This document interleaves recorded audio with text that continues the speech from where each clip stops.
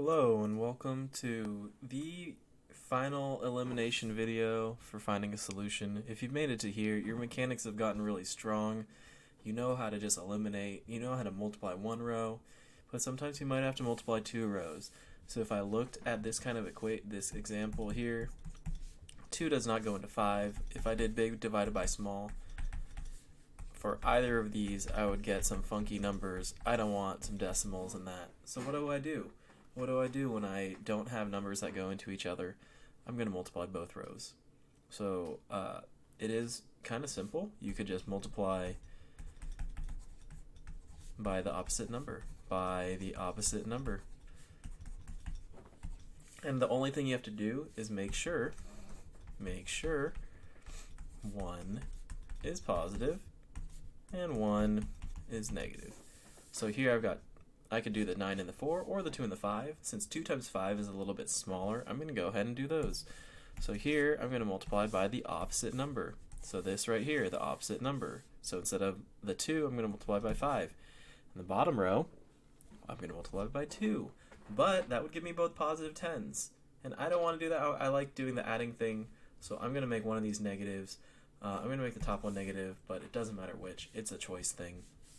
I'm going to multiply into everything and make sure I don't forget that last number at the end too.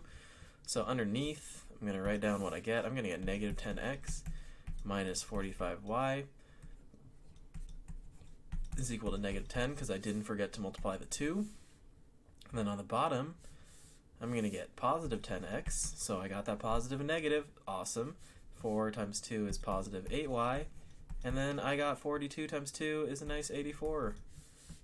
From here, now I'm just at like a basic elimination problem. I get to cancel out my x's. I get to make this a crazy negative 37y because I have opposite signs. So I'm going to subtract and keep the sign a larger number. And same thing here. I have opposite signs. So I'm going to subtract and keep the sign a larger number. Divide out to solve for my y, which is negative 2 because I've got opposite signs in dividing and multiplying. And now my last step, just like all of my other problems, is going to substitute in that y. So right now I've got half the answer. Got to get the other half of the answer with substitution. I'm going to use the bottom equation at this time just for some wild reason. So I'm going to change that y out. So if you look, this is my equation right here. But I'm changing the y out to negative 2.